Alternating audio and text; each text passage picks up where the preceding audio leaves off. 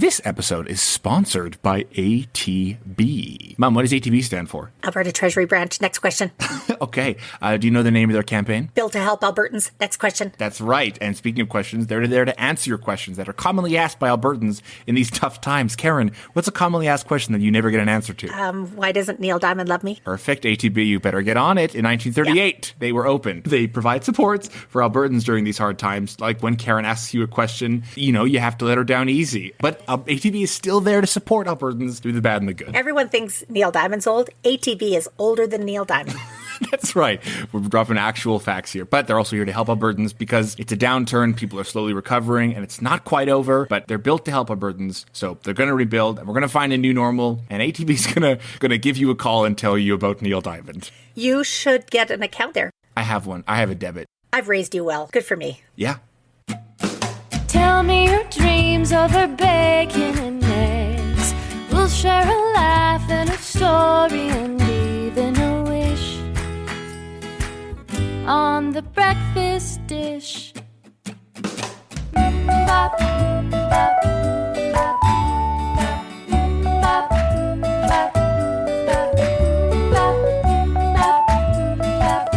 Good morning, everyone. No, you go ahead. Sorry. No, yeah. No, you go ahead. No, it's okay. I did the last two. Well, I'm just nervous. Because you don't know who's going to start them. It's just that I don't know if I'm. No.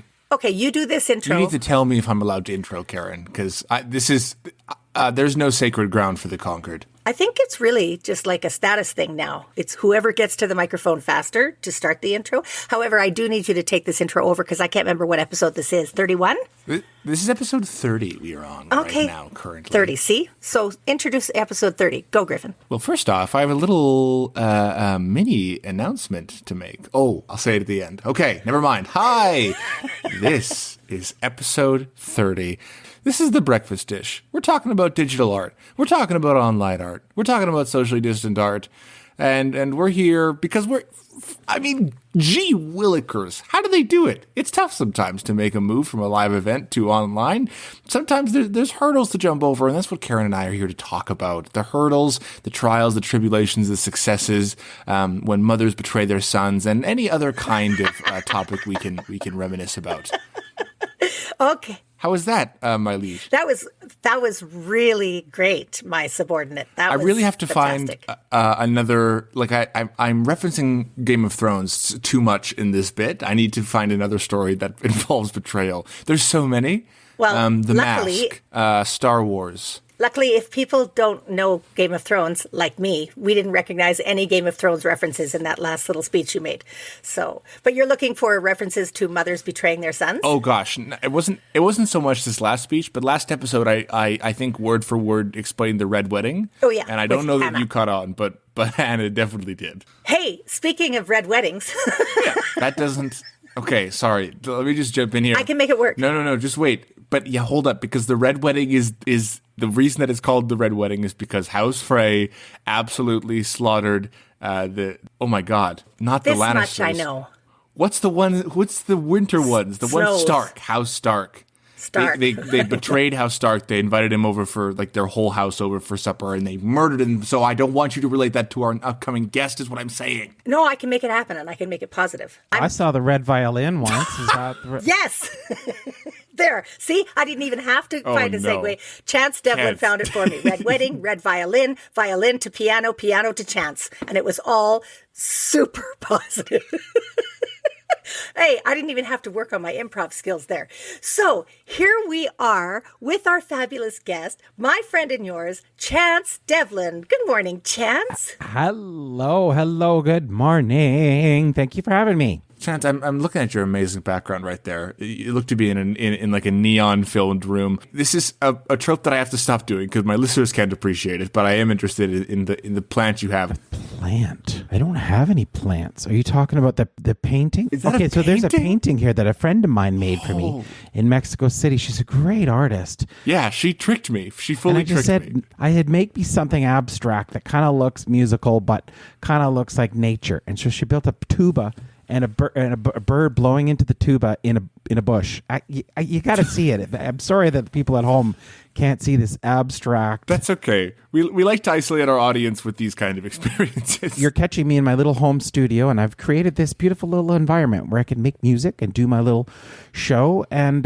just generally be happy. So you've caught me in my happy place, and that's one of the highlights is that painting right there. There's some Twitter account that looks at still images of anybody that's a talking head on television for any reason, or a talking head on the internet, like, politicians or blah, blah, blah. And they rate what they've chosen to set up in front of for their Zoom call.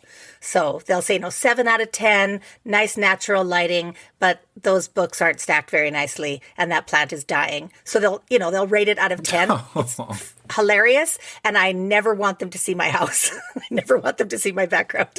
Well, it makes me think how critical we've become and how high our standards are for our audiovisual diet. Have you ever noticed that? I know. We just have come to have a really high standard of quality because of Netflix, of Prime Video, and I don't know, 100 years of TV diet from Ed McMahon. No, who's the other guy? Who's before Ed? Merv Griffin. Where the Beatles were on the show. Oh, yeah, no, Ed Sullivan. Ed Sullivan. There we go. The only reason that I knew Ed Sullivan was because of the epic rap battle between, Elvis Presley and maybe Michael Jackson, where Mike Jackson said a line that said, "Call me Ed Sullivan, shoot you from the waist up," because they didn't want to see Elvis's crazy, sexy legs. Oh, that's right. That is also a fun series to watch that my son did introduce me to called Epic Rap Battle. Famous people have battles through rap. Epic rap battles of history. Thank so it's you. like Miley Cyrus versus Joan of Arc, Putin versus Stalin versus Gorbachev versus Rasputin, just famous figures in history. Well, it's a YouTube channel. Yeah, it's a YouTube channel. It's easily one of my favorite things on the internet. They're very, very clever. Their production value goes through the roof. I'm Googling it as we speak. Oh, that looks great. Oh, so let me ask you this, Chance. If you had a chance to epically battle through rap a famous performer, maybe one that you feel antagonistic against, somebody who shouldn't be as famous as they are, and you want to beat them and rap them down, who would it be? Well, now this is important because you also need to know enough about them to diss them. You need to, I think you have to have a semi-intimate knowledge of them. I'm thinking, because You could probably do Frank Sinatra. he's so good, though.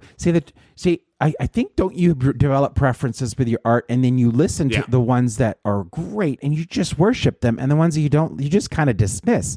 So I can't remember all the ones I just want to beat up with my words. That's actually a good thing. Yeah.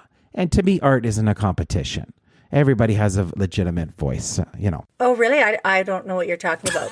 I'm expecting that everything I say on this podcast will be much more interesting than the stuff my son says on this podcast. So it's very much a competition. Karen, please, not here. He had a lovely sentiment. You're challenging You're right. him. You did. In fact, Karen, rap battle Chance right now. Go. Yeah. All my raps start with, "I was walking down the street," and then I don't know what to say. I give up. You win. Yay! Whenever I freestyle with my friends in high school, I always had the line, "You know that it's real." And I think it's just because I know that I could rhyme with real pretty easily. Chance Devlin sitting at the keys. We are KISSINGs. That's where my brain went. All right, enough rapping. Listen, MC Johnson, MC Diamond is better. Sorry. So go ahead, introduce our freaking guest. Wait, this is great. This is a chaotic episode. Season 2, frankly, has been very chaotic, if I'm being honest. We were a little bit more nervous in Season 1, and it's gone, we've sniffed our pixie sticks, and now we're ready to dance. Is anybody wearing pants? Yes. Yeah. Yeah, but barely. Stretchy pants. I'm having issues with it, yeah. In the words of Marcy Janiska, I'm never wearing hard clothes again. I wore jeans for 4 hours yesterday, and that sucked. Okay, speaking of jeans, Giraffes. if you are a musician and maybe you grew up in a family of musicians, I have no idea if Chance Devlin grew up in a family of musicians, but maybe your father was a musician and he passed his genes on to you, the musical genes. I, however, can relate this to my own father, who has never in his life worn a pair of jeans. I've known my father for 54 years, never ever seen him in a pair of jeans. However, now I'm changing the spelling to musical jeans, which takes me to musical genius, which is what Chance Devlin is, a musical genius. And he has been sharing his musical genius with people in extended care homes through something called the Old Time Happy Hour. So, Chance, tell us what's behind your desire to play live online shows for people in extended care homes. I don't know what to do besides entertain people. It's just what I do best and I love to do. And I realize there's a kind of need out there. What's that noise? Oh, someone's calling me right now. Go away, Mom. She calls at the worst times. Listen, man, I get you. This show works on so many levels. It's like Rick and Morty and Karen. Anyway. Yeah. Wait a minute. Which one am I? Don't ask so many questions, Morty. Got it. Thanks, Rick. Okay. You don't know what to do if you're not entertaining. So I play piano for seniors. I enjoy entertaining people. And I just saw a need out there. These poor seniors, they're out there. They're locked down. They can't go anywhere. They can't do anything. And they don't have anyone to talk to. And I used to go to those seniors' homes and sit down at the piano for an hour and just make the room happy. And we had such a good time. And I thought, geez, I bet we could just do that over the internet. So we're giving that a shot. And it's going well so far. I'll play piano with all those good old songs. I find I can actually leverage my time. Instead of sitting down for an hour for 30 people, I can play for 300 people across several seniors' homes across the country. So I'm working on building the eyeballs and building the profile of it. But so far, the feedback is really good on the show. Here's the thing. You just said that the seniors are isolated. They got no one to talk to. And of course, they have the same people to talk to that they've had for the last year, which is the same as all of us.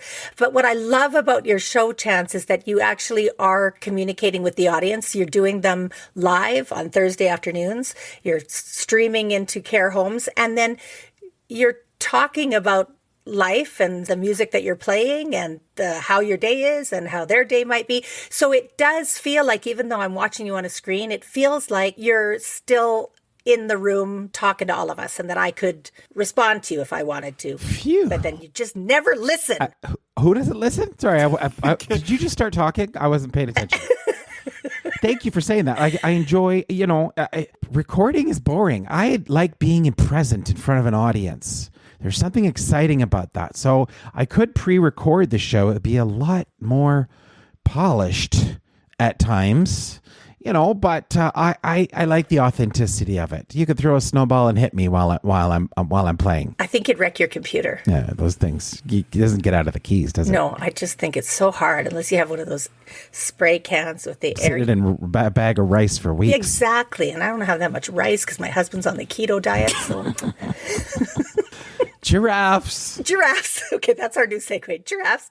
How do you pick the music that you choose for the Old Time Happy Hour? I kind of go inside and tune into what I want to sing and play, and I get excited. Like this week, what was the song I did? Oh, Nat King Cole has a beautiful song called Walking My Baby Back Home. And I started the episode with that. It just puts a smile on my face. It's slow and groovy. And it's got the big band horns. And you remember when you would go into a studio, if you wanted to record an album in the 1950s, you had to first of all have access to an orchestra and an arranger and an amazing studio. So, it was just polished, clean, really organized, beautiful music. So I get excited about that. I started out with that. And I also kind of know what seniors like. They've told me over the years, make sure you play my song. So lots of times. Play it again, Chad. Well, it's if you pay attention, people will tell you great things. If you listen, Karen. And if you really pay attention to what people are telling you. Sorry, what? For example, Christmas Eve, I was playing about 15 years ago at a seniors care home. And somebody asked me, can you play the White Cliffs of Dover? And I said, I'm sorry, what song? I'd never heard of it. Turns out it's one of the most important songs of World War II era. A beautiful song about victory and overcoming the adversary on difficult conditions, and little Johnny in his room. And it's just such a beautiful, stirring song. And so I went home and learned that one. And it's one of the best senior, as well as We'll Meet Again. Don't know where, don't know when. But I don't sing well before noon. But just fun songs like that I know seniors love, and they've told me they love. So we have a good sort of thing going on. And believe it or not, they're on the internet. They're on Facebook. I don't know if they're on Twitter, but they're on Facebook, and they all have iPads and computers. So all they got to do is go on their little computer and press a button, and they can watch me sing. Do you have a top 5? Would you say of songs that you've been requested, like songs that multiple people have come up and been like, play this one? It sounds like usually that you learn a song and play it like the first time it's requested. But is there any that like it got stuck down your ladder and it kept getting requested? I want to know what's hip. Absolutely. Let me give you the top 1. Okay, that's great. I haven't got the 2 I just mentioned are in the top 5. Okay, so We'll Meet Again, White Cliffs of Dover, but there's a number 1 song, and nobody tells you this, but if you've done this long enough, I played a birthday party for a gentleman who turned 105 last year. No, was it last year? 2019. And he wanted to hear Thrift Shop by Macklemore. That's right. It's the motorcycle that took me forever to learn. The scooter part, right? That's right. That's a great song that is highly requested in the dueling pianos world. But you're distracting me again. Giraffe. Sorry. Okay. Everybody says squirrel, right? And that's 2020. Giraffes is way better. I would be more concerned with a giraffe than a squirrel. Back to your question. Sorry. Okay, so what did the 105-year-old expect at his party that he did or did not get? Well, he didn't expect anything, but I spent some time really reflecting on what would work. And you know what? I did all the Dean Martin, I did the Sinatra, but I did the Glenn Miller, In the Mood. In the Mood is pretty darn good. But the number 1 song in my mind from now on, the number 1 song, and it got this 105-year-old up on his feet and dancing. He grabbed the nearest lady to him and he danced, and the song was, "Hey, good looking, what you got cooking?" A Western song. Well, I was about cooking something up with me. Oh my goodness, you should have seen the light in his eyes just turn on when he heard that song. Oh, that's fantastic. And I never would have thought that song was the number 1. I think that's my personal number 1 for seniors' homes. I'd buy that. That's my secret weapon. There's a few songs that, I would say across generations will get people up and be like, oh, this has got a beat. Let's do it. I don't know if that's cross generational on that one. You might need a beat. Hey, good looking. Hey, good looking. Turn around. Turn around. Drop it low. Just got to rap over it. Rap break. I'd rap battle Hank Williams Sr. Sure. Okay, go. Do that. No, Karen, don't pimp out our guests. Well, you got enough twang in that string. Oh, yeah. I got so much blingity bling bling. Oh, shit. What? Karen, you can't do the... Okay, I think you're like a few seconds behind us because you're doing the rap ad-libs after his rap is finished. I know. He stopped rapping, and then he went, what? Well, I'm going to push you towards a story. I'm going to steer this interview just a little bit. Here we go. Put it back on the freaking rails. Let's ride this giraffe home. I'm steering this to a story you once told me about the song Strangers in the Night, I think. Strangers in the Night. I was playing piano bar, and wow, this would have been in my early years. By the way, I've been doing it for about 25 years almost, playing piano professionally, and I've done everything from piano bar to dueling pianos to I have a great swing and dance band with horn section, so every party, every type of imaginable event. But this is one event I played. I would say it's early in my career, and it's not a proud moment, but it's a funny moment. I'd like to share it. Maybe hopefully as an inspiration to you young kids out there who think you know everything. So I was young and thought I knew everything. And Mr. T walked in to the Palliser Hotel, the Fairmont, And I was this young whippersnapper. I could play anything on the piano. Sure. Well, Mr. T must have been shooting a movie. This must have been, early 2000s. And he had some hot blonde on his arm, and he was at the hotel. Who knows? And he looks at me. He says, he comes right up to the piano, had a drink, and they sat down at the piano. And he says, "Play me Strangers in the Night." And I'm thinking, wow, if I knew that song, I bet you it would go really well for him later. But I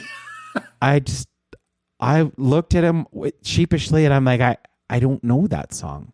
I'm 22 or however old I was. I was, maybe 23 and a half. I don't know. What do you know at that age, right? What do you know? I mean, also, it's a different thing if you know the song, but it's also a different thing if you know how to play it on the piano. That's an extra step. Yeah, I can usually play anything I've heard, but I haven't heard. And you couldn't Google it in those days on your phone. I mean, you could maybe go to the internet, but then you'd need to download it on Napster and put it on your iPod Nano. Like, it was a different time back then. LimeWire. Oh my goodness, do you remember that, Griffin? That's a reference. LimeWire was a big thing for me in junior high school. It was the illegal way to get music, Karen. So he pities the fool, and apparently it's me.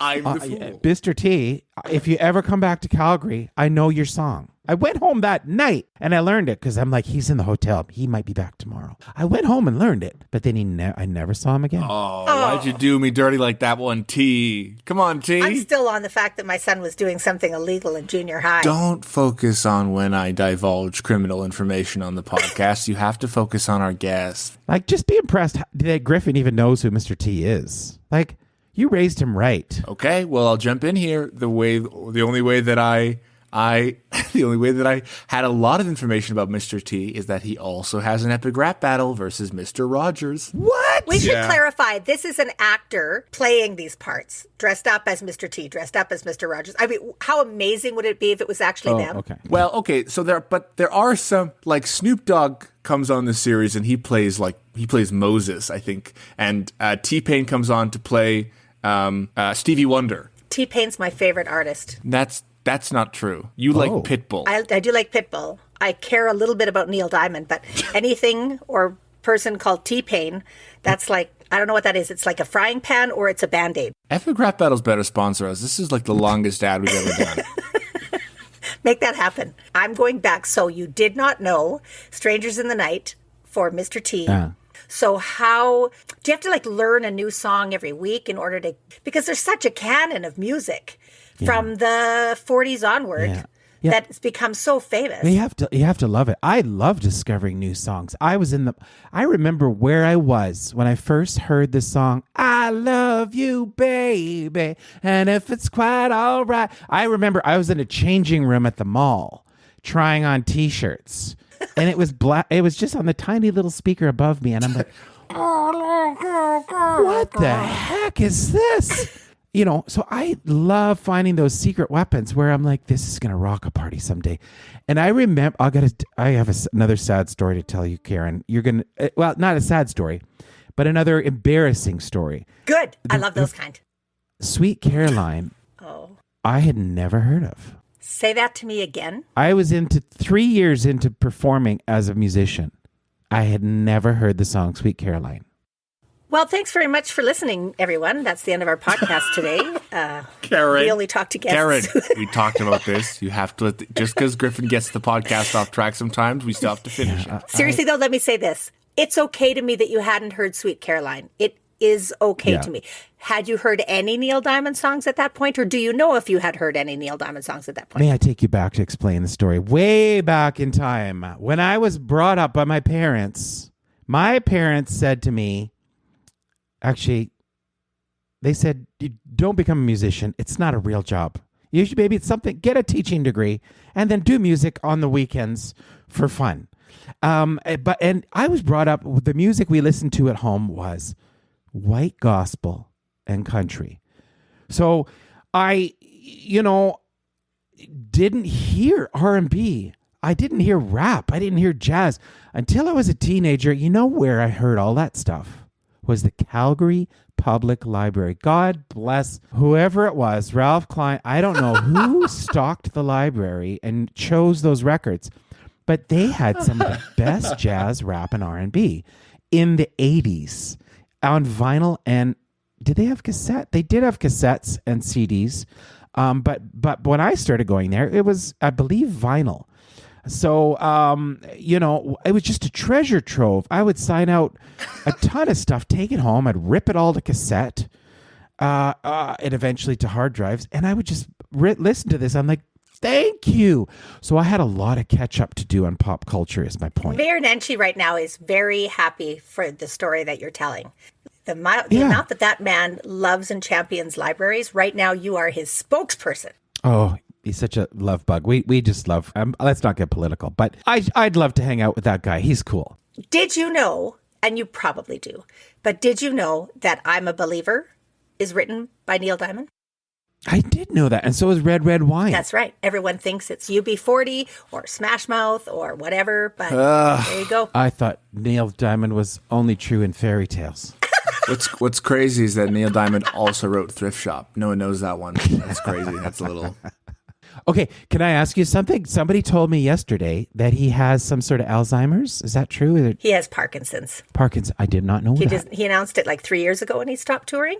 But he's done a couple of live shows since then for, like really important benefits or even a Parkinson's benefit. But he also did that global singing of Sweet Caroline on the interwebs when the pandemic started.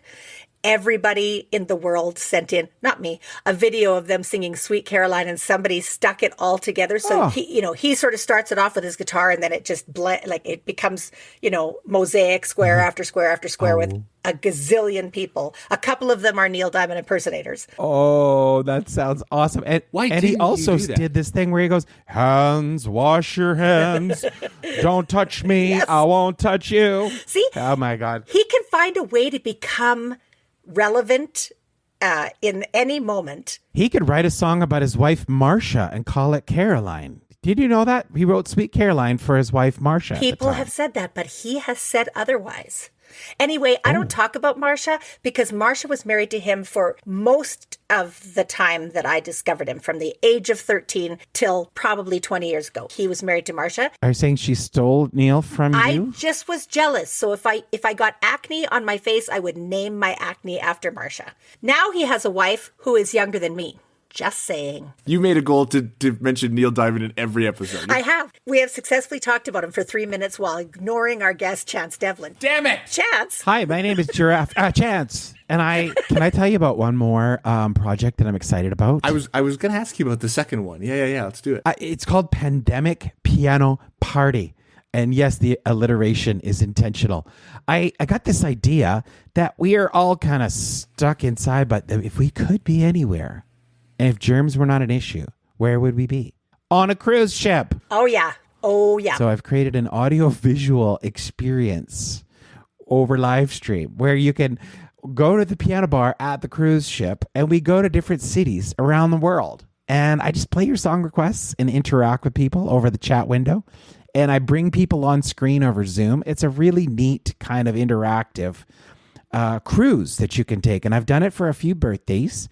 Oh, it goes off well. You just can't imagine. The birthday girl is always surprised. Like, what's going on right now? I thought we were going on Zoom. Well, yeah, we're going on Zoom. Get your beach sunglasses and your hat, and here's a margarita. People will, the first Zoom cruise we did was a girl named Lisa. We did it for Lisa, and it was her birthday, her 43rd, I think.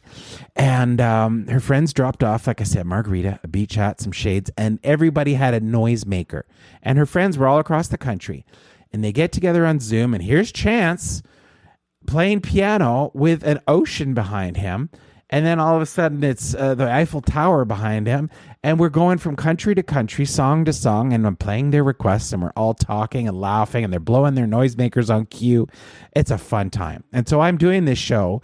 I don't know when we go live with your episode, but I'm on March 6th.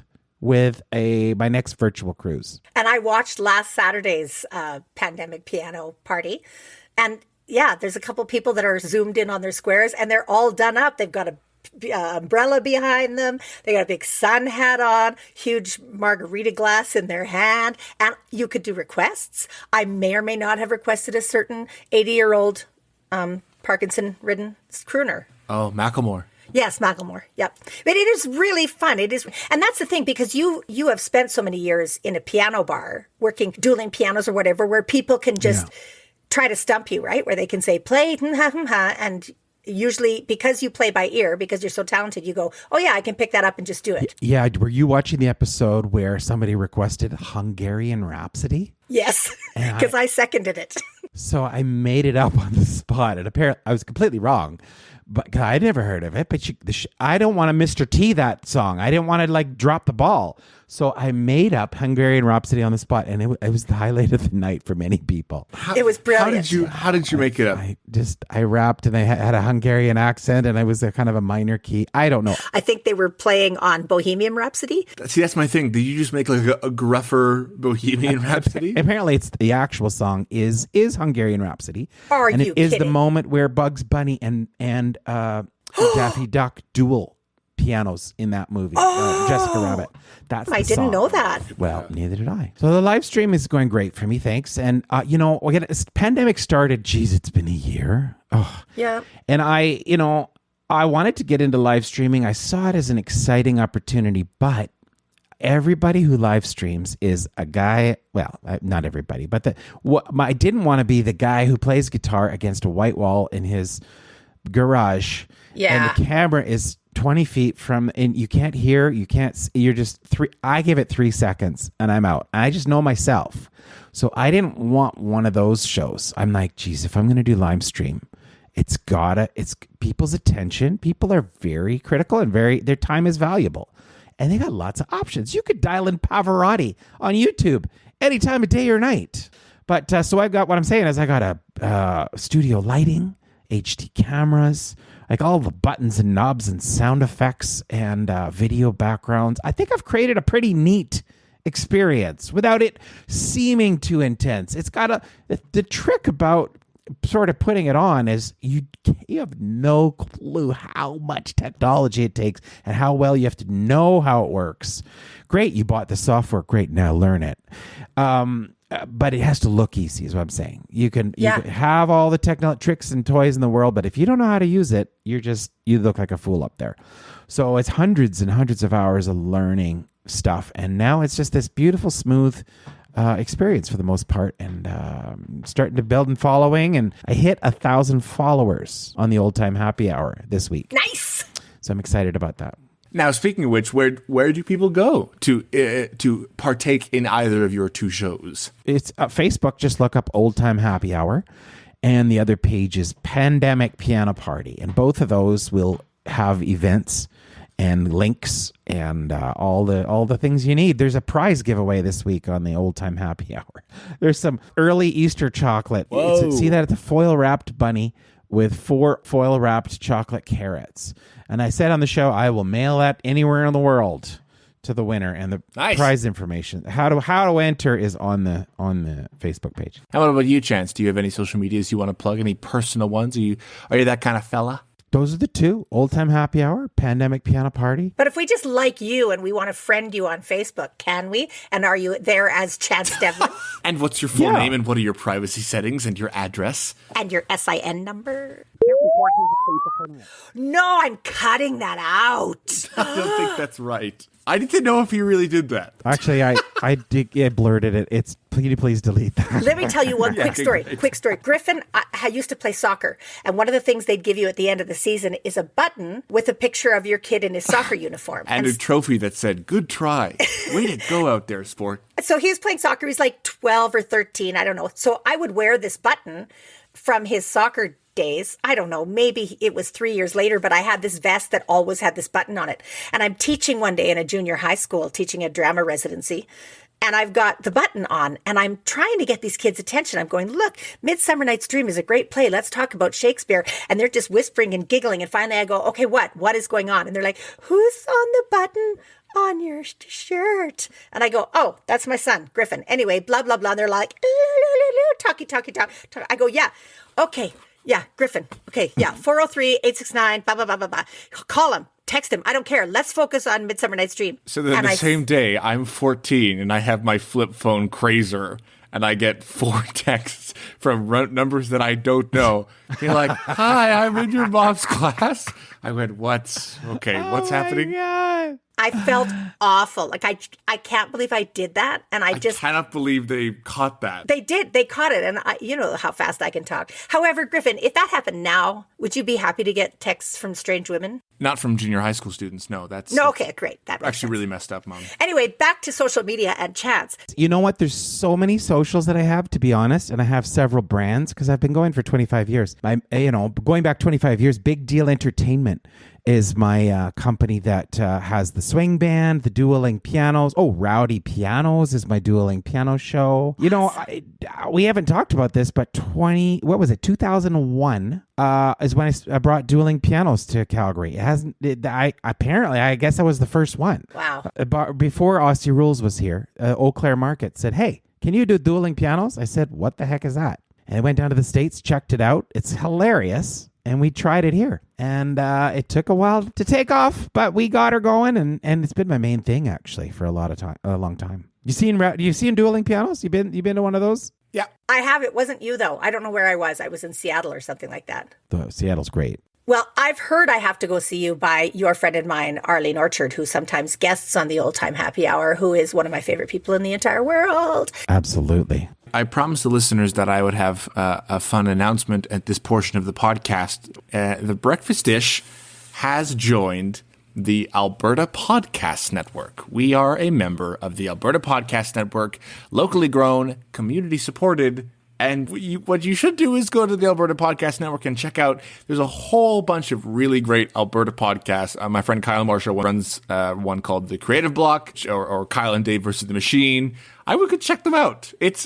We're happy to be a part of it. The new thing about that is that we're gonna start doing ads. The Alberta Podcast Network has ads. So you heard one at the start of this episode, so you could probably already tell something was different. And then we're going to do another one at the end of this episode. And the other things that I have to say is that the intro music you heard was by Alexander Kalman, and the outro music is, of course, usually by Alexander Kalman. But we are putting Chance Devlin's song as our outro music. Yep, he's written his own theme song for the Old Time Happy Hour, and that'll be taking us out today. And all graphic design for The Breakfast Dish has been done by Morgan Ermter. If you are doing a socially distant or online or digital art and you want to come chat with us about it, shoot us an email at thebreakfastdish@gmail.com.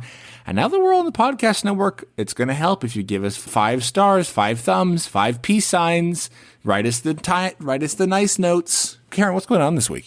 The Ignite Festival is dedicated to supporting, mentoring, and presenting emerging artists of all disciplines. So that festival is going to happen in June. However, that Sage Theatre that presents the Ignite Festival and the Pump House Theatre are looking for emerging artists to hang their work in the brand new Quentin Doolittle Memorial Gallery of Emerging Artists. That means specifically emerging visual artists. Visual artists, that's exactly what I'm saying, because you don't want to hang yourself on the wall. The final submission deadline is March 13th. The installation will be April 12th to 14th. You're going to send your application, attention, Kelly Malcolm, Malcolm, Programming Director, Kelly at pumphousetheatre.ca. Kelly, of course, joined us on Verb Theatre's Blue Light Breakfast series. If you've done your breakfast homework, she joined us for the Theatre Basement Bonnydale project. Bye. That was so good, Griff. Don't forget that until mid-March, you can still go to the Calgary Zoo for the King Penguin Walk. As weather permitting, as long as it's not higher than 5 or lower than -25. I did the Penguin Walk with my good friend Jerry Lynn Daniels 2 years ago, and it was fan-flippantastic. Penguins are my favorite animals. Go to the zoo. You can buy admission-timed tickets. So go to thecalgaryzoo.com/event/penguin walk. And finally, Lunchbox Theatre is still presenting their Stage 1 2020 Redux Festival, which is workshopping and presenting readings of new Canadian one-act plays. I may or may not be in one next weekend on March the 6th, 12 p.m. It's Scope by Jean-Michel Cleach. It's such a beautiful play. Go to lunchboxtheatre.com. calgary.ca/stage-1 and find out how you can register for the noon reading. It's a 1-hour reading and there's a question and answer session afterwards on March 6th. That's what's happening this week in Calgary, Griffin Cork. I think I'm going to call myself King Penguin from now on. That's pretty good. That'll be my new podcast name. Chance, thank you very much for joining us on The Breakfast Dish. You're welcome, Tiger Laserblood. Ah, that's also good. I can't decide. I'm always going to remember that. What is the reference? What is the Tiger Laserblood?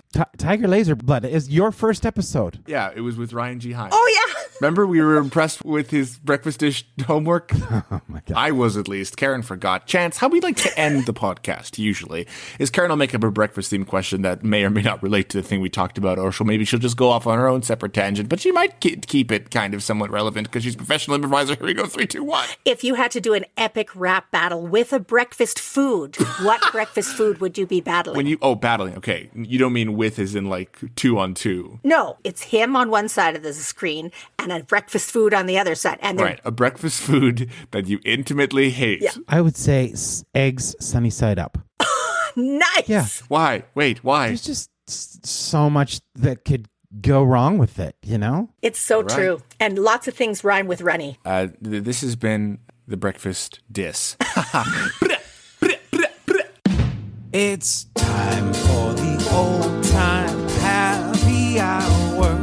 So pick up your step and smile a while. Time to sing along with friends of ours. Wink at your neighbor and lend her some sunshine. Skies may be sunny, they may be gray, but you can laugh your troubles away.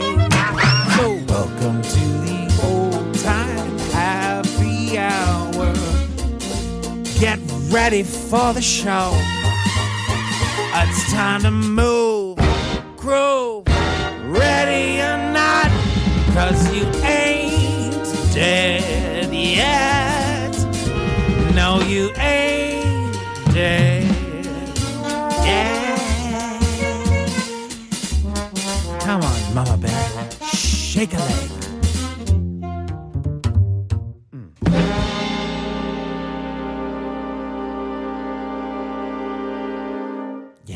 This episode of The Breakfast Dish is brought to you by the Calgary Foundation, proudly supporting community needs for 65 years. When I'm 65. Everyone wants to feel a sense of belonging. Now, more than ever, we are united by a desire to take action and help others by creating a community built on kindness and compassion. This is a very good ad for our podcast. Calgary Foundation is all about kindness. Why? Because did they sponsor this podcast in the beginning? The first baby steps of The Breakfast Dish? Yeah, with a little grant. What else about grants from Calgary Foundation?